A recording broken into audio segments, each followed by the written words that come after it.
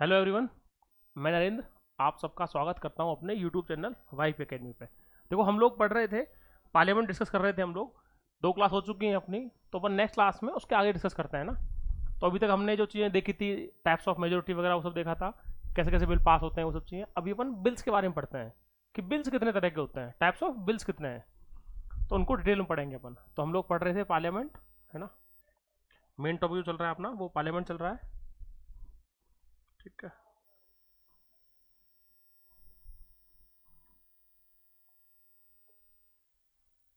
ये अपना पार्लियामेंट चल रहा है, और पार्लियामेंट में हम लोग पढ़ रहे थे टाइप्स ऑफ बिल्स, है ना। यानी जो बिल्स हैं वो कितने तरह के होते हैं, जो अपने बिल आते हैं। देखो, बिल का सिंपल मीनिंग क्या होता है, बिल का मतलब है प्रस्ताव आना। बिल ही होते हैं जो बाद में एक्ट बनते हैं आपके। जैसे आपके पास कोई भी बिल आया, सरकार ने कोई बिल इंट्रोड्यूस किया, वो बिल दोनों हाउस में जाएगा, लोकसभा में गया, राज्यसभा में गया, दोनों से पास हुआ और आपका एक्ट बन गया। ये सिंपल सी कहानी है बिल्स का एक्ट में कन्वर्ट होने की। तो हम यही पढ़ेंगे कि सरकार कितने तरह के बिल्स लाती है, या संसद में हमारी में टोटल कितने तरह के बिल आते हैं, सरकार और उसके अलावा भी मिला के। तो देखो, बिल्स की जो ब्रॉड कैटेगरी बनाई गई है ना, वो 2 कैटेगरी है अपनी। वो क्या क्या है, एक है पब्लिक बिल्स, ठीक है, और एक है आपके प्राइवेट बिल्स, है ना।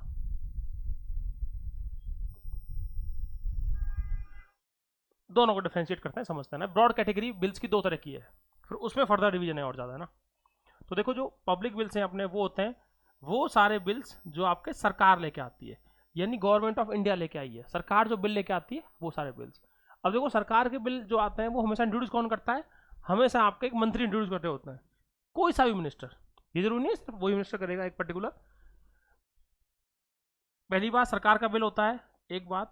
सेकंड चीज, इंट्रोड्यूस्ड बाय ए मिनिस्टर। ये ऑलवेज है, ध्यान रखना। A public bill is always introduced by A minister. It can be introduced by A minister only. ये है मेन चीज, नोट्स में क्लियर बनाना है इस चीज को, कि ये पब्लिक बिल्स हमेशा एक मंत्री ही इंट्रोड्यूस करता है उसके अंदर ना। पब्लिक बिल्स दोनों हाउस में से कहीं भी आ सकते हैं, ठीक है सर। और ये इसके, और पब्लिक बिल्स के पास होने के चांस बहुत ज़्यादा होते हैं, हमेशा ही पास होते हैं पब्लिक बिल्स। बहुत रेयरली ऐसा होता है कि पब्लिक बिल पास ना हो। मोर देन 90%, 95% बिल्स पास होते हैं इसके, क्योंकि सरकार लेके आ रही है, सरकार के पास मेजोरिटी है संसद में, इसलिए वो उसको पास करा लेती है, तभी लेके आ रही है वो, ठीक है सर। ये बात है। इसको ड्राफ्ट करने की जिम्मेदारी जो होती है, वो होती है आपकी बेसिकली डिपार्टमेंट की होती है, यानी डिपार्टमेंट उसको करते हैं। मान लीजिए, एग्जाम्पल के लिए अपन ले लें कि एजुकेशन में कोई बिल आ रहा है, तो जो एचआरडी मिनिस्ट्री है आपकी, वो एचआरडी मिनिस्ट्री उसको तैयार करेगी, किसके साथ में, जो लॉ मिनिस्ट्री है आपकी, उसकी हेल्प लेगी, और उसको ड्राफ्टिंग तैयार होगी उसकी, उसका ड्राफ्ट तैयार होगा, पूरा ब्लूप्रिंट तैयार होगा कि बिल में क्या क्या चीज़ें होंगी, क्या क्या प्रोविजन होंगे, वो सब चीज़ें। और गवर्नमेंट के और रिसोर्स भी उसकी हेल्प करते हैं, जितने भी डिपार्टमेंट होते हैं सारे। ये वाले बिल कभी भी आ सकते हैं सर। नेक्स्ट बात, public bills can be introduced at any time by the government, ठीक है सर। ये 4 बातें पब्लिक बिल्स की, सरकार इंट्रोड्यूस करती है, मंत्री करते हैं उसको सरकार के बिहाफ पे, डिपार्टमेंट से हेल्प लेते हैं वो बनाने में, उसको ड्राफ्टिंग में, और आपका एनी टाइम कभी भी आ सकते हैं वो, किसी टाइम, कोई से भी सेशन में आ सकते हैं। 3 सेशन होते हैं बेसिकली, तीनों में से किसी भी सेशन में आ सकते हैं वो, ठीक है सर। अब आते हैं प्राइवेट बिल्स पे। तो देखो, प्राइवेट बिल्स का मतलब क्या है, उससे पहले एक चीज़ समझ लेते हैं कि प्राइवेट बिल्स में, कि प्राइवेट का मतलब क्या है यहाँ पे। तो जो प्राइवेट वर्ड यूज हो रहा है ना, उसका मतलब सिंपल सा क्या होता है, जो देखो अपन ने लास्ट क्लास में किया था अपन ने कल, कि जितने भी आपके मिनिस्टर्स होते हैं, जो भी आपके मिनिस्टर्स थे, उन मिनिस्टर्स के अलावा देखो होता क्या है, पूरी संसद है अपनी, इसमें ये लोकसभा, ये अपनी राज्यसभा। तो लोकसभा में 543 अभी की प्रेजेंट स्ट्रेंथ, इसमें अभी 245 प्रेजेंट स्ट्रेंथ। एक बात सर, तो इन दोनों को मिला के जो लोग हैं आपके, तो वो जो टोटल निकल के आता है वो है आपका 788, है ना, ये निकल के आता है, ठीक है सर। तो ये 788 लोग हैं ना, ये तो हैं आपके मेंबर ऑफ पार्लियामेंट। एक बात, इन 788 में से अपन ने कल देखा था, मैक्सिमम 82 लोग जो हैं वो आपके बनेंगे मंत्री, ठीक है। तो ये 82 तो मिनिस्टर हो गए, सारे मिनिस्टर मिला के, कैबिनेट मिनिस्टर, काउंसिल आपके, पूरे मिनिस्टर ऑफ स्टेट हुआ, इंडिपेंडेंट चार्ज हुआ, तीनों को मिला के ये 82 मैक्सिमम नंबर है। उसके अलावा जितने भी सांसद हैं, 82 के अलावा जो भी सांसद बच गए यहाँ पे 706 सांसद जो मेंबर्स बच गए, वो सब के सब कौन है? प्राइवेट मेंबर्स हैं। अगर कोई आपसे आसान भाषा में पूछे कि who are private members in the parliament, तो उसका सिंपल सा आंसर है all the members of parliament other than ministers in the parliament. ठीक है सर। तो हुआ क्या, ये सब लोग जो बच गए आपके, जितने भी एमपी बच गए मंत्रियों के अलावा, वो सब जो बिल लेके आते हैं उसे बोलते हैं अपन प्राइवेट मेंबर्स बिल। समझ में आई ना ये वाली बात? इसीलिए बोल रहा हूं मैं कि देखो मेरा पढ़ाने का तरीका थोड़ा सा अलग है और लोगों से, वो एक्चुअल में पढ़ाई हो रही है यहाँ पे। अगर मैं आपको भी स्लाइड्स दे दूंगा, आप लोग उसको ढंग से पढ़ोगे नहीं। वो तो बुक्स भी दे रखी हैं सब जगह, अगर आपको ऐसे ही पढ़ना है तो बुक्स और पीडीएफ दे ही रखी हैं सब जगह। मेन चीज़ है उसको समझना कि वो काम कैसे कर रही हैं चीज़ें। तो उसके लिए आपको कॉपी पेन लेके बैठना होगा और नोट करनी होंगी चीज़ें साथ में नोट करोगे तो ही मतलब निकलेगा। बाकी आपको लगेगा यार कुछ मतलब ही निकला, क्योंकि अपने रिटेन करना है लंबे टाइम के लिए, वो चीज़ मैटर करती है सर, है ना। तो इसको हटा रहे हैं एक बार के लिए।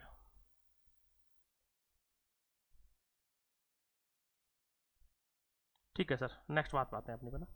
तो प्राइवेट मेंबर समझ में आ गया आप लोगों को। तो ये इसको इंट्रोड्यूस कौन करता है? प्राइवेट मेंबर्स करते हैं इसको। पहली बात, यानी कोई भी इंडिविजुअल लेवल पर इंट्रोड्यूस करता है इसको सर। पहला पॉइंट, इंडिविजुअल मेंबर करता है इसको इंट्रोड्यूस।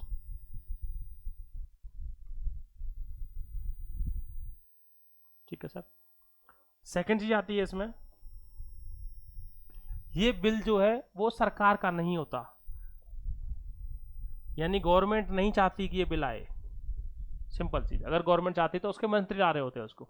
तो गवर्नमेंट ऑफ इंडिया जो है आज की डेट में वो नहीं चाहती उस बिल को। जब जब गवर्नमेंट ऑफ इंडिया होती है, जो उस टाइम जो भी उसके मंत्री होते रहे होते हैं। तीसरी बात सर, यहां पर आपको डिपार्टमेंट हेल्प कर रहे थे, यहां पर उसको खुद को पर्सनल लेवल पर बनाना पड़ेगा, यानी उसकी जो ड्राफ्टिंग है वो खुद के लेवल पर होती है। ड्राफ्टिंग की जिम्मेदारी किसकी होती है? उस पर्टिकुलर प्राइवेट मेंबर की होती है, उस सांसद की होती है। ठीक है सर। चौथी बात सर, यहां पर था इसको कभी भी ला सकते हैं, इंट्रोडक्शन इसका कभी भी हो सकता है, यानी पब्लिक बिल्स का इंट्रोडक्शन कभी भी हो सकता है सर। यहां ऐसा नहीं है, यहां इनको 1 महीने का नोटिस देना पड़ता है लाने से पहले। 1 मंथ नोटिस देना पड़ता है सर आपको पहले, 1 महीने का पहले नोटिस देना पड़ेगा उस बिल को लाने से पहले। ये बेसिक डिफरेंस है। इसके साथ में एक कंडीशन और भी है कि ये इंट्रोड्यूस होता है ओनली ऑन फ्राइडेज, ये भी है सर।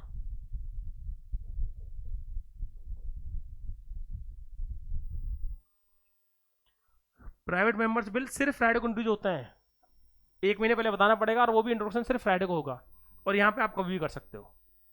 ठीक है सर। तो ये बेसिक डिफरेंस समझ में आया अपने को, प्राइवेट मेंबर्स बिल की पूरी कहानी और आपको पब्लिक बिल की पूरी कहानी। इसमें अगर कोई कहीं चीज आपको लग रहा हो पूरी बात है, इसलिए मैंने देखो उसको कंपैरिजन किया है यहाँ पे पूरी चीजों का, कि वो क्या क्या चीज हो रही है और यहाँ पर क्या क्या हो रहा है, यही है मेन चीज। ठीक है सर। नेक्स्ट चीज पाते हैं उसके बाद। तो अपन ने पब्लिक और प्राइवेट बिल्स को समझ लिया। अब उसके बाद बात आएगी कि इसमें डेप्थ में जाने की कि पब्लिक बिल्स और किन तरह के होते हैं। तो देखो पब्लिक बिल्स के और टाइप क्या क्या होते हैं, तो वो टाइप्स होते हैं अपने बेसिकली, जैसे है आपका पब्लिक बिल्स के और टाइप्स।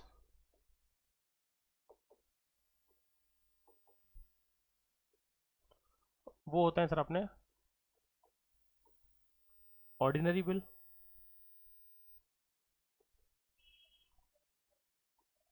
आपका मनी बिल,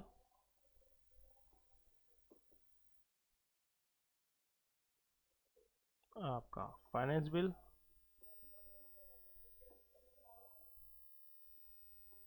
आपका कॉन्स्टिट्यूशनल अमेंडमेंट बिल।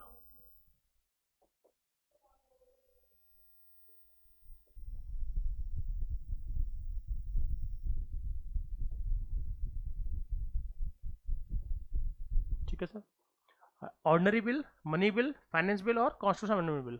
ठीक है सर। ये 4 ब्रॉड कैटेगरी हैं पब्लिक बिल्स की आपकी। तो इनको अपन अभी डिटेल में पढ़ेंगे पूरे एक एक को।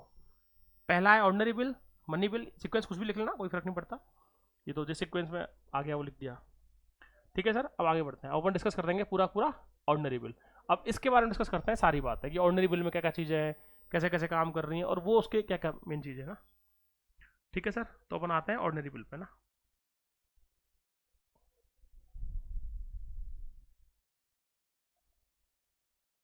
देखो अब ऑर्डनरी बिल के बारे में क्या क्या चीज़ें दे रखी हैं, जो मेन मेन चीज़ें हैं ऑर्डनरी बिल, उसमें क्या क्या दे रखा है, तो वो है आपका बेसिकली ऑर्डनरी बिल जो है वो दोनों हाउस में कहीं भी इंट्रोड्यूस हो सकता है।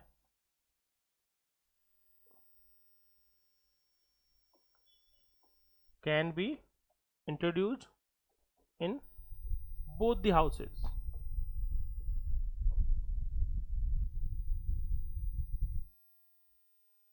ठीक है सर, दोनों हाउस में से कहीं भी इंट्रोड्यूस हो सकता है, दोनों हाउस लोकसभा और राज्यसभा में से कहीं भी, दोनों में से, पहली बात सर। इसमें सेकंड पॉइंट आता है, इसे सिंपल मेजोरिटी से पास करना होता है सर। ठीक है, तीसरा पॉइंट है सर, किसी भी तरह की प्रायर रिकमेंडेशन नहीं चाहिए होती प्रेसिडेंट साहब की। No need of prior recommendation of president.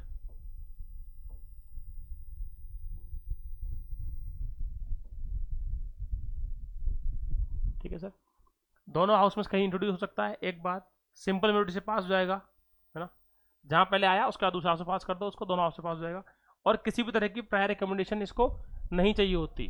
ठीक है सर,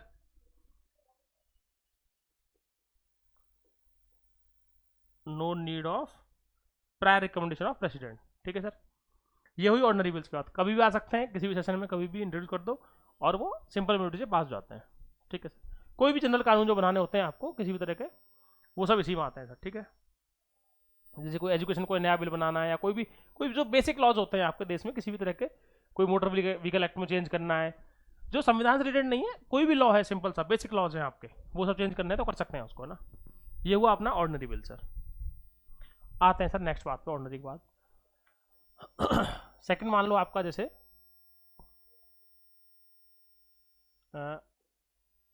फाइनेंस बिल है।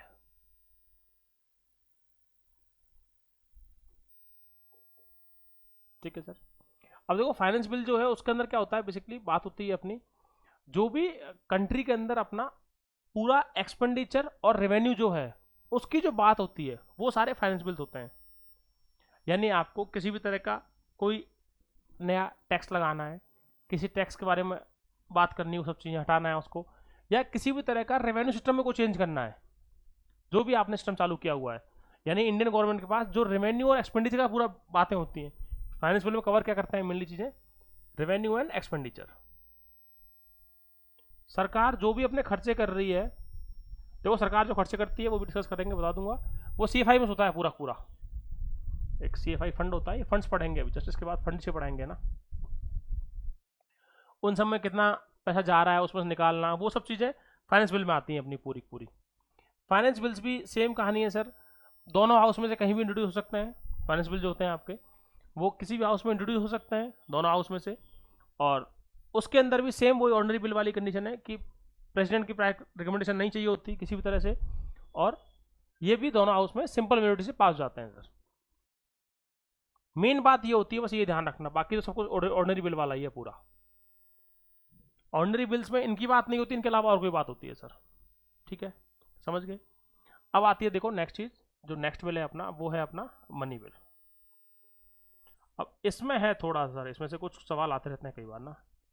अब देखो मनी बिल, मनी बिल भी होने को तो फाइनेंस बिल भी है, लेकिन इसमें क्या है, वो सारी बातें जो रेवेन्यू और एक्सपेंडिचर के अलावा हैं,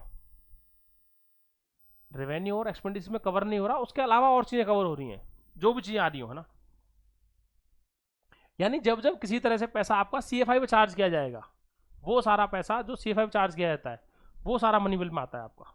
ठीक है, कोई आपको टैक्स इम्पोज करना, उसको हटाना, वो सब चीज़ें जो अदर देन इसके अलावा हो, टैक्स इनके अलावा भी अलग तरह के टैक्स होते हैं अपने, ना, वो सारी बातें। मनी बिल जो है वो बेसिकली देखो, इसमें फाइनेंस बिल होते हैं आपके 117 के अंदर आर्टिकल में, उसमें और डिवीजन भी हैं 1-2 करके, वो सब चीज़ें। मनी बिल होते हैं आपके आर्टिकल 110 के अंदर। ठीक है, कोई भी बिल मनी बिल है या नहीं है, ये फाइनल डिसीजन कौन लेगा, देखो बेसिकली होता क्या है, जैसे मान लीजिए मैं स्पीकर हूँ, तो स्पीकर साहब ये तय कर रहे होते हैं कि कोई भी बिल कौन से टाइप का बिल है, तो स्पीकर की असेंट होती है बेसिकली कि ये फाइनेंस बिल है, ये आपका मनी बिल है, ये आपका ऑर्डनरी बिल है, ये कॉन्स्टिट्यूशन बिल है, और वो साइन करते हैं उसके ऊपर, क्लियरली बताते हैं उसको, और हाउस में इंट्रोड्यूस करते हैं उस चीज को कि अपने पास जो है अभी मनी बिल आया है, और उसके बाद ही उस पर कार्रवाई शुरू होती है। तो कोई भी बिल मनी बिल है या नहीं है, ये डिसाइड कौन करता है? स्पीकर। सबसे इंपॉर्टेंट बात, और ये कई बार सवाल पूछा हुआ यूपीएससी ने ना, ये स्पीकर तय कर रहे होते हैं कोई बिल मनी बिल है कि नहीं है, पहली बात। और ये जो डिसीजन है स्पीकर साहब का कि मनी बिल है या नहीं है, वो डिसीजन फाइनल है सर, ध्यान रखना। उस पर ऐसा नहीं है कि आज किसी भी पार्टी का या किसी भी मंत्री का किसी दबाव आया और उन्होंने चेंज कर दिया, नहीं कर सकते सर वो। ठीक है, ए बिल इज मनी बिल और not, it is decided by the speaker of the Lok Sabha. ठीक है सर, पहली बात। इस बिल को इंट्रोड्यूस करते हैं ओनली इन लोकसभा सर। अगली बात काम की सबसे ज्यादा, इंट्रोडक्शन ओनली लोकसभा में होता है, ध्यान रखना, सिर्फ लोकसभा में इंट्रोड्यूस होगा ये ऐसा नहीं है कि दोनों हाउस में कहीं भी आ सकता है। तो money bills can be introduced only in Lok Sabha. ठीक है सर, नेक्स्ट बात, इस बिल को पास करने के लिए राज्यसभा के पास लिमिटेड टाइम होता है, और वो लिमिटेड टाइम कितना है? 14 डेज का टाइम है सर। इस बिल को पास करने के लिए राज्यसभा के पास 14 डेज का है। अगर राज्यसभा उस बिल को 14 डेज में पास ना करे तो उसके बाद वो बिल अपने आप पास माना जाएगा। ध्यान देना सर इस बात पे, प्रैक्टिकली समझ लेते हैं। मान लो ये बिल लोकसभा में था, मनी बिल आया, लोकसभा ने पास कर दिया, इसको पास करने के बाद ये भेज दिया राज्यसभा में। ठीक है सर, राज्यसभा इस बिल को होल्ड कर सकती है मैक्सिमम 14 डेज तक। इसमें कोई डिस्कशन करना है, कुछ इस पर उनको कोई भी पॉइंट है उस पर डिस्कशन होना है या कुछ भी करना है, वो सब कर सकते हैं 14 डेज तक। उन्हें लगता है इसमें कुछ चेंज करना है तो चेंज की बात भी बता सकते हैं। इन सब बातों के लिए उसके पास 14 डेज हैं। एक बात ध्यान रखना सर, अगर राज्यसभा ने 14 डेज में नहीं भेजा, उसको अपने पास रख लिया, या उनका टाइम और निकल रहा है, उनको लग रहा है कि नहीं ठीक है और टाइम चाहिए, तो वो टाइम नहीं मिलता, ऑटोमेटिकली वो बिल पास माना जाएगा। अगर लोकसभा ने पास कर दिया और 14 डेज हो गए उसको राज्यसभा में पड़े हुए, राज्यसभा ने कुछ भी एक्शन नहीं लिया, ये एक्शन लिया, लोकसभा उसकी रिकमेंडेशन को माने या ना माने ये लोकसभा की मर्जी है 100%। ये बहुत बेसिक चीजें हैं, इसकी ध्यान रखना। लोकसभा 100% मर्जी है उसकी, डिस्क्रिशनरी पावर है लोकसभा की अपनी, कि वो माने या नहीं माने। उसको लगता है कि नहीं मानना तो राज्यसभा की बात नहीं मानेगी वो, तो वो सीधा सीधा उसको लागू कर देंगे। राज्यसभा दे सकती है रिकमेंडेशन, बना नहीं है उसकी, रिकमेंडेशन तो कर सकती है, उसमें सुझाव दे सकती है कि इसमें ये चेंज कर दो वो चेंज कर दो। लोकसभा चाहे तो उन सुझावों को मान ले, चाहे तो नहीं माने। अगर नहीं मानती है तो कोई फर्क नहीं पड़ता, विद इन 14 डेज वो अपने आप पास मान लिया जाएगा सर, ये बात ध्यान रखना बस। ठीक है, नेक्स्ट चीज, मनी बिल को इंट्रोड्यूस जो करते हैं उससे पहले प्रेसिडेंट साहब की रिकमेंडेशन होती है, ध्यान रखना सर। तो प्रायर रिकमेंडेशन ऑफ प्रेसिडेंट, ये प्रायर रिकमेंडेशन है, ये इंपॉर्टेंट बात है बस काम की जो है। Prior recommendation of president sir, ये रहती है इसमें बेसिकली। तो ये 4-5 बातें काम की हैं। स्पीकर डिसाइड करते हैं, लोकसभा में इंट्रोड्यूस होता है, ओनली 14 डेज का टाइम मिलता है पास करने के लिए राज्यसभा को। राज्यसभा के पास लिमिटेड पावर्स हैं, और क्वेश्चन देखो इस तरह ही पुटअप होते हैं यूपीएससी जो करती है कि कौन सा बिल है इसमें लिमिटेड पावर्स हैं उसके पास, तो आंसर है मनी बिल। ठीक है सर, बाकी ऑर्डिनरी बिल में, फाइनेंस बिल में उसमें बराबर थी, उनके पास कोई इशू नहीं है। और 14 डेज वाला, और रिकमेंडेशन होती है प्रेसिडेंट साहब की। तो प्रेसिडेंट भी मनी बिल को कभी भी कैंसिल नहीं करते या उसे होल्ड नहीं करते, यानी अपनी वीटो पावर कभी भी मनी बिल के लिए यूज नहीं करते प्रेसिडेंट साहब, ये ध्यान रखना। प्रेसिडेंट जो है वो मनी बिल के लिए वीटो यूज नहीं करेंगे अपनी। ये नहीं है उसको होल्ड कर लिया या उसको अभी पॉकेट वीटो यूज कर ली, नहीं बता रहे हैं, देखेंगे बाद में, जो भी है वो सब नहीं कर सकते, क्योंकि उन्होंने खुद ने रिकमेंड किया कि हाँ भैया इस बिल को ले आओ और उसको जल्दी से पास कराओ। ठीक है सर, तो मनी बिल समझ में आया अपने को पूरा। आते हैं sir next bill pay. Next bill जो है वो आता है आपका बेसिकली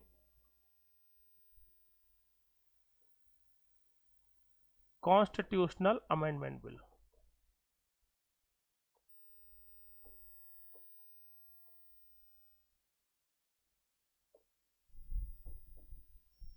अब देखो इसमें क्या हो रहा होता है बेसिकली, वो सारी बातें जिनसे हमारा, वो सारे प्रस्ताव जिनसे संविधान में चेंज करने की सोच रहे हैं किसी भी तरह से, जो संविधान के पूरे आर्टिकल्स हैं, पार्ट्स हैं, शेड्यूल हैं, कुछ भी चेंज करने की अगर सोच रहे हैं किसी भी तरह, सरकार सोच रही है कि उसमें कोई बदलाव करना है किसी भी तरह का, तो उसके लिए संविधान में अमेंडमेंट लाना पड़ेगा उनको। ये बिल लाना पड़ेगा, ये वाला बिल ना पर्टिकुलर। अब ये वाले बिल की जो आर्टिकल रहता है वो 368 में दे रखा है, कॉन्स्टिट्यूशन अमेंडमेंट दे रखा है आपका 368 के अंदर ना, 368 में ये पार्लियामेंट को पावर दी गई है कि उस संविधान को चेंज कर सकती है, बदल सकती है उसको। ठीक है सर। नेक्स्ट चीज पाते हैं। तो ये अब देखो इसमें इंपॉर्टेंट बात क्या क्या है, वो है introduction, any of the house, दोनों में से कहीं भी।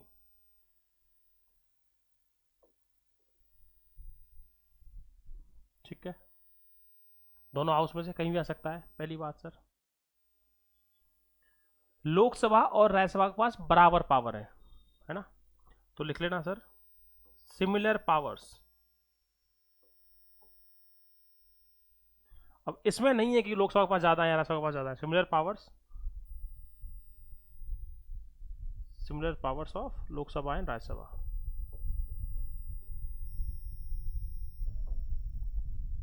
ठीक है, प्रेसिडेंट साहब की रिकमेंडेशन नहीं चाहिए होती, no need of recommendation of president.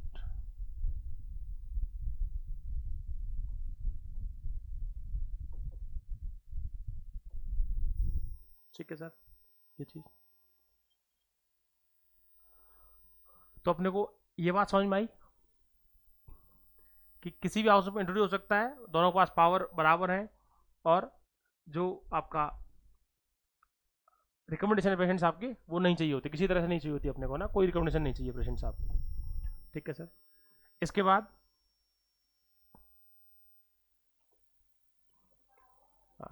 President जो है वो, हालांकि इसमें एक चीज याद रखना अमेंडमेंट वाली बात में, कि कॉन्स्टिट्यूशन अमेंडमेंट में वो सारे बिल्स आ सकते हैं या उस बिल के थ्रू आप वो सारी चीज चेंज कर सकते हो जिनसे हमारा बेसिक स्ट्रक्चर चेंज नहीं होता हो। तो लिख लेना इसमें, कॉन्स्टिट्यूशन अमेंडमेंट बिल जो होते हैं ये शुड नॉट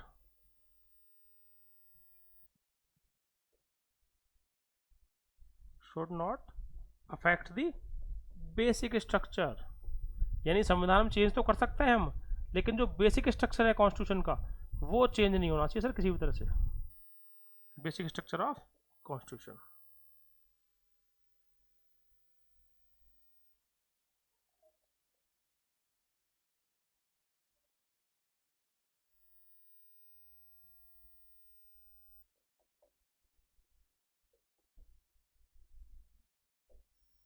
ठीक है सर, संविधान के बेसिक स्ट्रक्चर को छेड़छाड़ नहीं होनी चाहिए कैसी भी, जो मूल भावना है हमारे संविधान की, जो बेसिक स्ट्रक्चर है हमारा वो रहना चाहिए हमेशा। तो ये है बेसिकली इसकी बातें, चार बातें मेन चीज। ठीक है सर, अब आते हैं देखो नेक्स्ट चीज पे, ये हो गए अपने टाइप्स ऑफ बिल्स खत्म पूरे ना। तो एक बार अगर ब्रीफ करें थोड़ा सा तो अपने को समझ में आया एक लेवल पे कि बिल्स जो हमने पढ़े वो पब्लिक बिल्स थे, ये तो इससे पहले हमने वो पब्लिक बिल्स कैसे कैसे थे, क्या था, वो सब चीज़ें सारी बातें सर है ना। फिर हमने उसके टाइप्स ऑफ बिल्स देखे हैं, ये ऑर्डनरी बिल था, और फिर उसके बाद फाइनेंस बिल, मनी बिल, और फिर उसके बाद नेक्स्ट ये अपनी constitutional amendment bill sir. Next चीज बात है, अब नेक्स्ट चीज अपन जो करेंगे सर वो करते हैं अपन टाइप्स ऑफ फंड्स पढ़ते हैं सर अभी ना।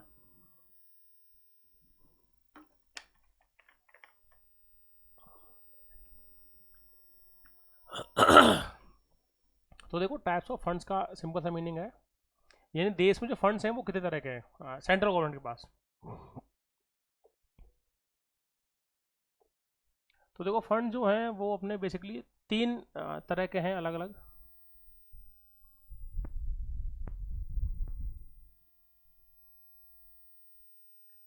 एक है अपना CFI, एक है अपना पब्लिक अकाउंट ऑफ इंडिया, और एक है आपका कंटेंजेंसी फंड।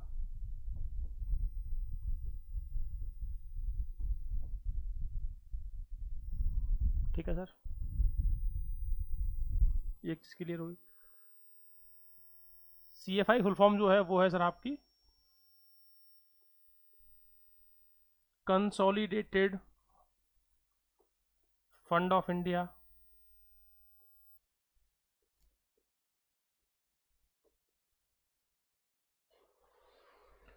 PI है आपका पब्लिक अकाउंट ऑफ इंडिया।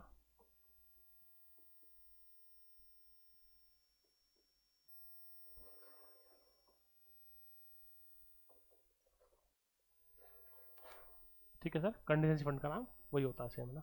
अब इनको अपन डिटेल में करते हैं। तो देखो डिटेल जो है वो जो फंड्स दे रखे हैं ना कॉन्स्टिट्यूशन में, अगर इनकी बात करूँ मैं कहाँ कहाँ क्या दे रखा है, तो वो बात होती है फंड्स की बात हो रही है 266 आर्टिकल में।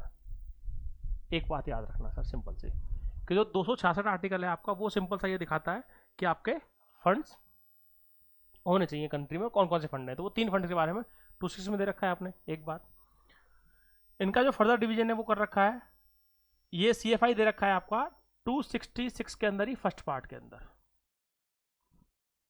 ठीक है सर। PI दे रखा है इसी के अगले पार्ट में 266 के 2 में, ठीक है। और ये इसी का फर्दर डिवीजन है, नेक्स्ट आर्टिकल जो है आपका 267, ये है सिंपल सी कहानी सर, ठीक है। और 267 का भी 1 दे रखा है बेसिकली, ये है बेसिक बात, ठीक है।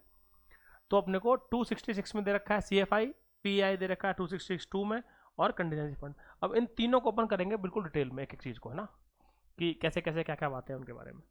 तो देखो जो CFI है इसका मतलब है सिंपल सा हिंदी में बोलते हैं संचित निधि इसको।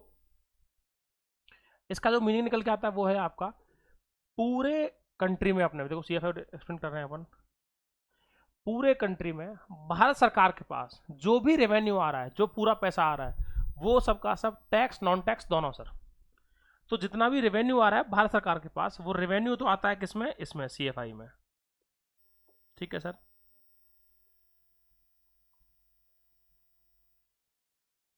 जितना भी रेवेन्यू क्रिएट हो रहा है वो सबका सब, और भारत सरकार जितना भी खर्चा करती है, किसी को सैलरी दे रही है, पेंशन दे रही है, जो जो भी काम कर रही है, वो जो भारत सरकार का खर्चा है पूरा बजट में खर्चा करते हैं, वो सारी चीजें, वो सबका सब कहां से एक्सपेंडिचर है, CFI से सर। तो इसे बोल सकते हैं कि मेन वॉलेट है अपना, मेन वॉलेट है इनका सरकार का, सबसे बड़ा पर्स है, सबसे बड़ा खजाना है सरकार का, सारा पैसा सरकार का इसमें आता है, सेंट्रल गवर्नमेंट का, और सारा खर्चा सेंट्रल गवर्नमेंट इसमें से करती है। जो भी भारत सरकार के अंडर में लोग काम कर रहे हैं, जो भी मिनिस्ट्री काम कर रही है, उन सबका खर्चा पूरा इसमें से होता है, और उन सबकी कमाई भी इसी में आती है सर, ठीक है सर। तो CFI समझ में आया अपने को। संचित निधि पूरा का पूरा पैसा संचित हो रखा है एक जगह पे, एक ही जगह इकट्ठा है पूरा पूरा, सब कुछ यहीं पर है, इसी में जाएगा पूरा, इसी में से पूरा आता है सर। एक बात क्लियर CFI की, आसान लैंग्वेज है बिल्कुल ना।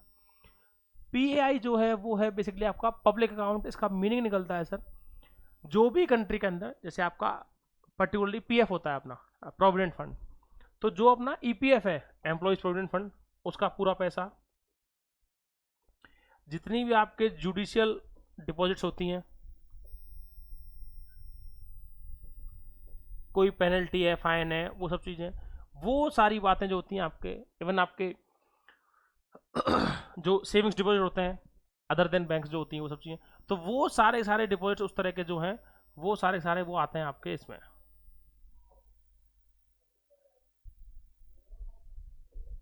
ठीक है। EPF समझते हैं ना अपन, प्रोविडेंट फंड होता है सरकारी नौकरी में जो लोग होते हैं, प्राइवेट में कर दिया अभी तो गवर्नमेंट लागू कर दिया इसको, तो जो कोई भी लोग नौकरी में है उन सबका PF कट रहा होता है, परसेंटेज फिक्स होता है, वो अलग अलग उसके साथ वेरी करता है, और उस अमाउंट को सरकार जमा करती जाती है, उस पर आपको इंटरेस्ट मिलता है, और जो एंड में मिलता है, आसान भाषा में कहूँ, जब कभी अपन देखते हैं ना गाँव के अंदर कोई टीचर रिटायर हुआ या कोई सरकारी नौकरी रिटायर होता है, तो 50 लाख मिले, 60 लाख मिले, 1 करोड़ मिले, जो भी अमाउंट मिलता है उनको, तो वो सारा सारा पैसा वो PF का होता है आपका, आसान भाषा अभी समझ में आ गया होगा कि हाँ वो मास्टर जी को मिले थे उतने, तो वो जो मास्टर साहब को पैसे मिले थे वो पैसा कौन सा है, PF वाला पैसा है वो, ठीक है सर। एक बात, तो ये दोनों डिफरेंस समझ में आए इनमें। अब आते हैं सर कंटीजेंसी फंड पे, है ना, तो इसके अंदर पूरा पूरा पैसा यहाँ से आ रहा होता है, सारी बात है। कंटीजेंसी फंड जो होते हैं वो, कंटीजेंट का मतलब क्या होता है basically, emergency situation, contingency situation मतलब इमरजेंसी, तो ये इसको बोलते हैं आपात आकस्मिक निधि बोलते हैं हिंदी में इसको। तो जब कभी भी कोई इमरजेंसी कंडीशन होती है, जब कभी कोई एकदम से अनवांटेड कंडीशन हो गई कि जो आपने सोचा नहीं था लेकिन हो गया, तो उसके लिए, जैसे मान लो कहीं फ्लड आ गई है, कहीं कोई भयंकर साइक्लोन आ गया, तूफान आ गया, कुछ हुआ है, अनवांटेड चीज हुई है, लैंडस्लाइड हो गई कहीं पे, जो भी अपने हैजार्ड्स होते हैं किसी भी तरह के, उन सब के लिए जो पैसा जाता है वो सब जाता है कंटीजेंसी फंड में से। अपन देखते हैं ना 100 करोड़ का पैकेज दिया, 500 करोड़ का दिया, बाढ़ आई, असम में बाढ़ आई थी अभी कुछ टाइम पहले, साल भर 2 साल पहले, तो सरकार ने, जो भारत सरकार है, उन्होंने 200 करोड़ रुपए दिए थे, 300 करोड़ रुपए दिए, तो वो सब जो चीजें होती हैं, चेन्नई फ्लड्स हुआ था, तो इन सब चीजों के लिए जो पैसा देता है ना, वो सारा पैसा आता है आपका कंटीजेंसी फंड से। तो इमरजेंसी कंडीशन के अंदर जो पैसा यूज होता है आपका, है ना। और इमरजेंसी में क्या, आपके मेनली डिजास्टर्स के अंदर जो आपके डिजास्टर्स हैं उनमें जो पैसा आता है आपका,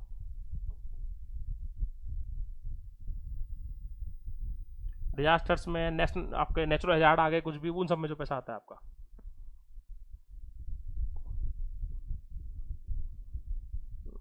नेचुरल हैजार्ड कवर कर लेगी पूरी पूरी टर्म, नेचुरल हैजार्ड जो होते हैं आपके वो पूरे पूरे, ठीक है सर। उसमें डिजास्टर वगैरह वो सब कुछ आ जाएगा पूरा, फ्लड व्लड सारी बातें। तो ये बेसिक डिफरेंस हुआ इनका। अब देखो इनको ये समझता है इनको ऑपरेट करने वाला सिस्टम, ये तो हुआ इनका बेसिक डिफरेंस कि वो हैं क्या क्या। अभी थोड़ा समझते हैं उनका ऑपरेशन क्या क्या है, उनको वो ऑपरेट कैसे कैसे होती हैं चीज़ें, कैसे क्या काम कर रही हैं। तो देखो ऑपरेशन में क्या क्या चीज़ें ऑपरेट कैसे हो रही हैं। CFI जो है, जब जब पैसा आपको CFI से निकालना है तो CFI से पैसा निकालने के लिए आपको पार्लियामेंट की परमिशन चाहिए।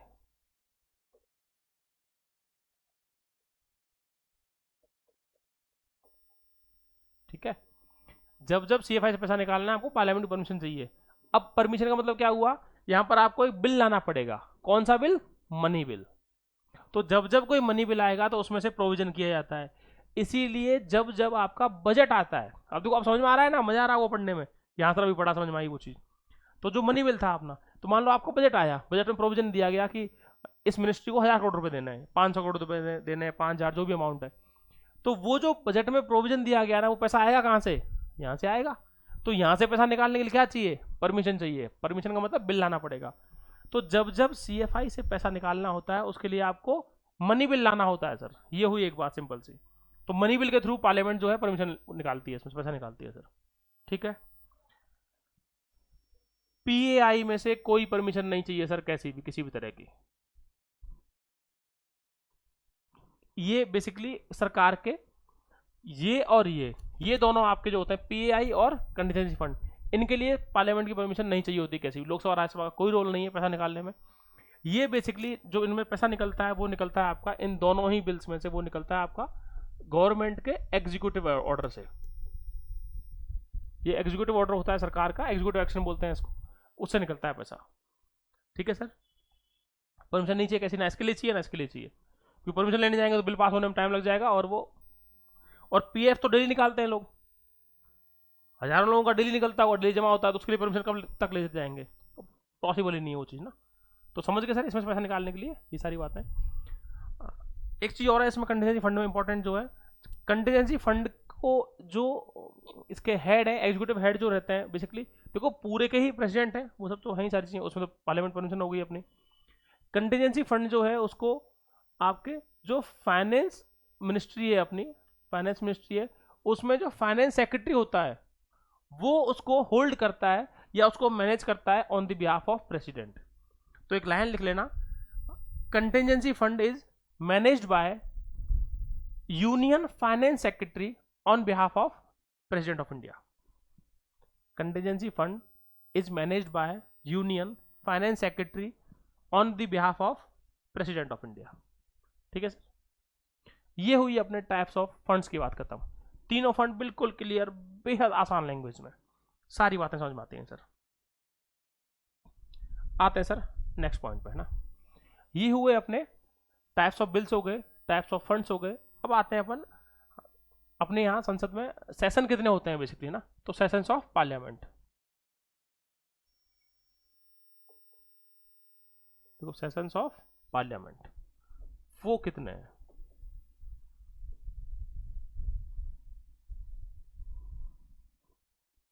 तो वो हैं आपके बेसिकली 3 सेशन होते हैं।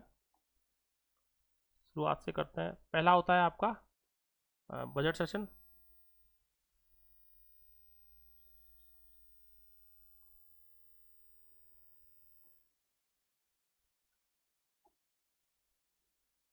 दूसरा है अपना मॉनसून सेशन,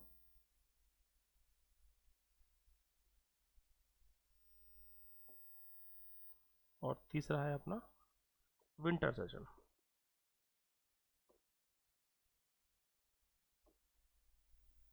ठीक है sir, budget session, monsoon session और आपका विंटर सेशन, ये 3 सेशन होते हैं। देखो बजट सेशन जो है वो आपको बजट इंट्रोड्यूस होता है इसमें, तो ये बेसिकली 1 फरवरी को स्टार्ट होता है आपका, और 1 फरवरी से लेके आपके पूरे मार्च चलता है, लगभग 2 महीने चलता है ये। हालांकि उसको एक्सटेंड कर सकते हैं वो चाहे तो, मैंने बताया था स्टार्टिंग में स्पीकर के पास पावर होती है इस चीज़ की, तो फरवरी और मार्च मान सकते हैं सर। जनरली मार्च में खत्म हो जाता है ये अभी, ठीक है। मानसून सेशन जो है आपका ये होता है आपका जुलाई से लेके अगस्त में, जुलाई अगस्त में होता है आपका। विंटर जो है आपका ये नवंबर दिसंबर होता है सर, ठीक है। ये बेसिकली 3 सेशन है जो रेगुलर सेशन है, जो होते ही होते हैं, कंफर्म है आपके ना, मैंडेटरी है। फरवरी मार्च में बजट सेशन होगा आपका, बजट आता है इसके अंदर मानसून सेशन, और इनमें ये सारे बिल्स आते हैं। इसमें बजट के अलावा और बातें भी हो सकती हैं, ओनली बजट नहीं होता है ना। नाम दे दिया उसको कि बजट आता है इसलिए नाम दे रखा है उसका, ठीक है सर। ये तीनों चीज़ें। एक बात मेंशन है इसमें बहुत क्लियर कॉन्स्टिट्यूशन के अंदर कि कोई भी 2 सेशन जो है पार्लियामेंट के, जैसे ये और ये हो गए, ये और ये हो गया, ये और वो हो गए, तो 1 से 2, 2 से 3 या 3 से 1, किसी भी सेशन के बीच में दोनों हाउस के वो 6 महीने से ज़्यादा गैप नहीं होना चाहिए, ये रूल है बाकायदा। तो there should not be a gap of more than 6 months between 2 consecutive sessions of the parliament, ठीक है सर। 2 सेशंस के बीच में, किन्हीं भी 2 सेशंस के बीच में 6 महीने से ज़्यादा का गैप नहीं होना चाहिए। और ये जिम्मेदारी किसकी है सर? आपके चेयरपर्सन ऑफ पार्लियामेंट के। वो कौन कौन है? चेयरमैन ऑफ राज्यसभा और स्पीकर ऑफ लोकसभा से, ठीक है। तो ये कभी भी 6 मंथ से ज़्यादा गैप नहीं होता इसमें सर, ये मेंशन कर लेना क्लियरली। ये होती है अपनी बात खत्म सर यहाँ पे, कि 6 महीने से ज़्यादा गैप नहीं होगा। और इनके अलावा, ये तो है ही, इनके अलावा अगर कभी कोई कंडीशन आती है ऐसी, और कंट्री में कंडीशन है और स्पीकर को लगता है कि उन्हें बुलाना चाहिए, तो प्रेसिडेंट से डिस्कस करके इसके अलावा भी सेशन बुला सकते हैं। वो कभी भी बुला सकते हैं सर, मर्जी है उनकी। उन्हें लगता है तो वो जून में बुला सकते हैं, वो चाहे तो मई में बुला सकते हैं। अगर कंडीशन है उस टाइम सेटिस्फाई हो रहे हैं उस चीज़ से कि अभी कोई पर्टिकुलर बिल पास करना है, कुछ भी है, तो उसके लिए कर सकते हैं वो। कोई मान लो इमरजेंसी आ गई है, वैसी कुछ एक्स्ट्राऑर्डिनरी कंडीशन है जिसमें कि करना ही पड़ेगा वो, तो वो प्रेसिडेंट से परमिशन लेके कर सकते हैं उस चीज़ को। इनके अलावा भी कर सकते हैं। ये 3 मैंडेटरी हैं, ये होते हैं, नॉर्मली हो रहे होते हैं आपके, ठीक है सर। ये हुई अपनी यहाँ पे बात पूरी क्लियर खत्म सर, है ना, सारी बातें कि ये क्या क्या चीज़ें कैसे काम कर रही हैं, वो सब चीज़ें कैसे हो रहा है, सेशन कैसे काम कर रहे हैं पार्लियामेंट के। तो अपन ने बेसिकली टाइप्स ऑफ बिल्स पढ़े, आपने टाइप्स ऑफ फंड्स पढ़े पूरे पूरे, और अपन ने टाइप्स ऑफ ये सेशंस ऑफ पार्लियामेंट पढ़ लिए पूरे। अब यहाँ से आगे देखो, आप बेसिक चीज़ें क्लियर हो रही हैं अपनी इन 3 क्लास में, एक लेवल पर बेसिक्स क्लियर हुए हैं पूरे पूरे, कि वो सारी चीज़ें जो मेन मेन चीज़ें हैं पार्लियामेंट की टर्म्स में क्या क्या काम करती हैं। अब इसके बाद पूरी फंक्शनिंग आएगी कि लोकसभा राज्यसभा है, वो किसी बिल को कैसे क्या कर सकती है, वो सब चीज़ें, सारी बातें, वो सब डिस्कशन होता है पूरा पूरा, ठीक है सर। कि बिल कैसे पास होते हैं, वो सब चीज़ें कैसे होती हैं, तो वो सारी सारी चीज़ें यहाँ से आगे आएंगी, है ना। तो देखो, बिल पास होने का इन जनरल बता देता हूँ एक चीज़, और ये समझ में आ गया आपने को। नेक्स्ट चीज़ पे आते हैं सर, कि देखो बिल के केस में क्या है। जैसे अभी लोकसभा खत्म हुई है, तो देखो एक बहुत इंटरेस्टिंग टॉपिक है इसके अंदर, वो बन सकता है कि बिल जो है वो लैप्स होने का सिस्टम जो है, कि कोई सा बिल कब लैप्स होता है, कब खत्म होता है कोई बिल, है ना। वो जो बिल का सिस्टम है कि बिल कब कब खत्म होता है आपका, तो वो पढ़ते हैं अभी। ये बहुत इंटरेस्टिंग है, बहुत मजा आएगा अपने को पढ़ने में, लगेगा कि हाँ सर ये तो।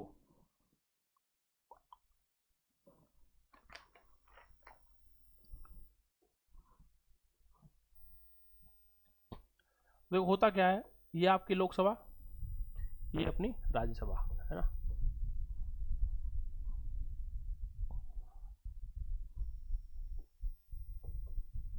ठीक है, कोई बिल मान लो, नॉर्मल कंडीशन में क्या हो रहा होता है कि लोकसभा ने कोई पास किया, वो राज्यसभा में गया, राज्यसभा ने पास कर दिया और एक्ट बन गया आपका सर, इन जनरल जो हो रहा होता है ना। लेकिन मान लो कभी ऐसा हो कि, अब देखो राज्यसभा तो हमेशा रहती है, डिजॉल्व नहीं होती, पढ़ चुके हैं फर्स्ट क्लास में। ये लेकिन डिजॉल्व होती है सर, ये भंग होती है, हटती है हमेशा हर 5 साल में। जैसे आज की बात करूं तो अभी लोकसभा नहीं है देश में, इस टाइम नहीं है लोकसभा, ध्यान रखना सर, है ना। तो वो लास्ट सेशन लोकसभा कब हुआ था? अभी मार्च में खत्म हो गया था, ठीक है सर। तो अप्रैल के बाद से, अप्रैल में कुछ दिन चली है स्टार्टिंग में कुछ दिन, उसके बाद से अभी 2 महीने से लोकसभा नहीं है, कैसी भी किसी भी तरह से नहीं है सर, है ना। तो वो जो 1-1.5 महीने से लोकसभा नहीं है, तो उस टाइम में प्रोविजंस क्या क्या है, कैसे कैसे क्या क्या हो सकता है सर। तो अब भंग हो गई, अब नई लोकसभा बन के आएगी अपनी, जो नई बनेगी अपनी, है ना। पुरानी वाली लोकसभा हट गई है अब। तो उसमें ये देख रहे हैं हम कि बिल्स के साथ में क्या होता है। मान लो कोई बिल आया हुआ था, वो लैप्स होगा नहीं होगा, उसकी कंडीशन डिस्कस कर रहे हैं अभी कैसे कैसे, ना। और ये इंपॉर्टेंट सवाल है, यूपीएससी कई बार पूछ चुकी है इस चीज को। तो मानते हैं सर कोई बिल आया लोकसभा में, वो बिल इंट्रोड्यूस हो गया, और राज्यसभा में चला गया और उसके बाद लोकसभा आपके भंग हो गई, तो वो बिल लैप्स होगा नहीं होगा? डेफिनेटली बिल लैप्स होगा सर, है ना। पहली चीज वो बिल लैप्स हो जाएगा। इंट्रोड्यूस हो गया था, मान लो उस पर रीडिंग हो गई है तो भी लैप्स हो जाएगा, उस पर मान लो वोटिंग हो गई है तो भी लैप्स हो जाएगा। ठीक है सर। उस बिल को यहां से पास कर दिया और पास करते ही वो हट गई। पास करने के बाद राज्यसभा ने पास कर दिया मान लो उस बिल को, और वो पहुंच गया राष्ट्रपति के पास। अगर उस पर राष्ट्रपति साहब ने साइन नहीं किए उस टाइम तक, तो भी वो बिल लैप्स हो जाएगा, ध्यान रखना सर। इसी का उल्टा कोई बिल राज्यसभा ने पास कर दिया और लोकसभा में पड़ा हुआ है और लोकसभा आपके डिजोल्व हो गई, तो भी वो बिल, लेकिन लोकसभा में अगर वो इंट्रोड्यूस हो गया है तो बिल वो लैप्स हो जाएगा सर, ध्यान रखना। यहां से पास कर दिया और यहां इंट्रोड्यूस हो गया तो भी हो जाएगा। और अगर यहाँ पे वोटिंग हो गई है उसके बाद हो गई तो भी हो जाएगा। और यहाँ पे अगर वो इन्होंने पास भी कर दिया और उसके बाद लोकसभा डिजोल्व हो गई, राज्यसभा पहले ही पास कर चुकी है, डिजोल्व फिर भी हो जाएगा वो। कुछ लोगों को लग रहा होगा सर हुआ क्या है, समझ में नहीं आ रहा। सर ये आएगा समझ में, समझाते हैं। वो ये है सिंपल सी कहानी कि जब कभी भी लोकसभा डिजोल्व होती है तो उसमें जितने भी पेंडिंग बिल्स होते हैं वो सब के सब डिजोल्व होते हैं, उसके साथ में लैप्स होते हैं, ध्यान रखना। जब जब लोकसभा आपकी डिजोल्व हो रही है, भंग हो रही है, तो उसके साथ में सारे बिल्स, चाहे वो रीडिंग स्टेज पे हो, इंट्रोडक्शन हो गया हो, रीडिंग स्टेज पे हो, डिस्कशन पे हो, वोटिंग पे हो, चाहे वो पास हो गया हो फाइनल, तो इन पांचों कंडीशंस में वो बिल जो है आपका वो लैप्स हो जाएगा सर। ये समझाना चाह रहा हूं आपको सिंपल सा। यानी कि 2024 में जब लास्ट लोकसभा बंद हुई है, भंग हुई है, उसका हटा दी, वो लोकसभा बंद भंग हो गई है, डिजोल्व हो गई है, तो उसके बाद जो भी उसमें पेंडिंग बिल्स थे वो सब के सब लैप्स हो गए सर, ध्यान रखना। जब नई लोकसभा बनेगी, अब 4 जून के बाद में जब भी लोकसभा बनेगी नई, तो मीटिंग जब भी स्टार्ट होगी उनकी, जून एंड में होगी, जब भी करेंगे उस टाइम उन बिल्स को दोबारा इंट्रोड्यूस करना पड़ेगा सर, ध्यान रखना। चाहे वो कोई से भी बिल्स हों, कैसे भी। समझ गए बात को? ये समझाना चाह रहे हैं। राज्यसभा के होने ने चाहे पास किया चाहे नहीं किया, कोई फर्क नहीं पड़ता कैसा भी। जिस जिस बिल को लोकसभा में इंट्रोड्यूस कर दिया हुआ, लोकसभा में पहुंच गया हुआ, वो सारे बिल्स खत्म हो जाते हैं, ये ध्यान रखना सर, सिंपल सा। उसका रीजन है नई लोकसभा उस बात से एग्री करे या ना करे, ये लोकसभा पर डिपेंड करता है सर। तो इसलिए प्रोविजन दिया गया है कि उन बिल्स को खत्म कर दो, पुराने वाले बिल्स को सबको। तो अगर वो बिल इस स्टेज पे था, देखो स्टेज क्या क्या है, ये स्टेज बता देता हूँ ना। ये वो स्टेज थी अपनी इंट्रोडक्शन, कि कोई बिल इंट्रोड्यूस हुआ है, ठीक है। सेकेंड चीज थी, मान लो उसकी रीडिंग हो गई बिल की। रीडिंग या प्रेजेंटेशन एक ही बात है सर, इसी को बोलते हैं ना। डिस्कशन हो गया उसके ऊपर, नेक्स्ट स्टेज वोटिंग हो गई उसके ऊपर, और नेक्स्ट हो गया पास हो गया। ये पांचों ही स्टेज में से अगर किसी भी स्टेज पर कोई भी बिल है लोकसभा के अंदर और उसके बाद लोकसभा लैप्स हो जाती है, भंग हो जाती है, लोकसभा भंग हो जाती है, डिजोल्व हो जाती है, तो उसके बाद में वो सारे सारे बिल्स आपके लैप्स हो जाएंगे सर। ये है सिंपल कहानी, समझ में आई अपने को। राज्यसभा के किसी भी स्टेज से, चाहे वो इंट्रोड्यूस हुआ नहीं हुआ, रीडिंग हुई नहीं हुई उसकी, रीडिंग या उसका जो, इसका नाम प्रेजेंटेशन ही बोलते हैं इसी को ना, प्रेजेंटेशन ही बोला जाता है, इंट्रोडक्शन उसका प्रेजेंटेशन। डिस्कशन हुआ नहीं हुआ, वोटिंग हुई नहीं हुई, पास हुआ, उससे कोई फर्क नहीं पड़ता। जिस किसी बिल को लोकसभा ने टच कर दिया और उसके बाद वो डिजोल्व हो गई, तो वो सारे सारे बिल्स आपके लैप्स हो जाएंगे, सिंपल सी कहानी ये है सर। समझ गए अभी आसान भाषा में? तो अब जो पेंडिंग बिल्स पड़े होंगे ना लोकसभा में, 10 20 50 जो भी रहे होंगे, वो सब के सब लैप्स होंगे और फ्रेश बिल्स इशू किए जाएंगे नए नोट के साथ में। ये है सिंपल सी कहानी सर, पूरी कहानी की, पूरी पूरी बातों की। ठीक है सर। और इसी तरह आता है मजा, है ना। इंटरेस्टिंग लगी होगी ये चीज़, बोले हाँ सर ये तो थोड़ा सा लगा नई चीज़ है ना। तो अपन आएंगे सर, इसके बाद अपन जो नेक्स्ट चीज़ें करेंगे वो अपन और डेप्थ में करेंगे इन सब चीज़ों को, है ना। तो अपन आगे बढ़ते हैं सर। इसके बाद नेक्स्ट टॉपिक में अपन और डिटेल में जाएंगे चीज़ों की, पार्लियामेंट के और टॉपिक्स होंगे पूरे, जो भी इसमें बच गया है वो सारी चीज़ कवर होंगे ना। ठीक है सर, ओके, थैंक यू।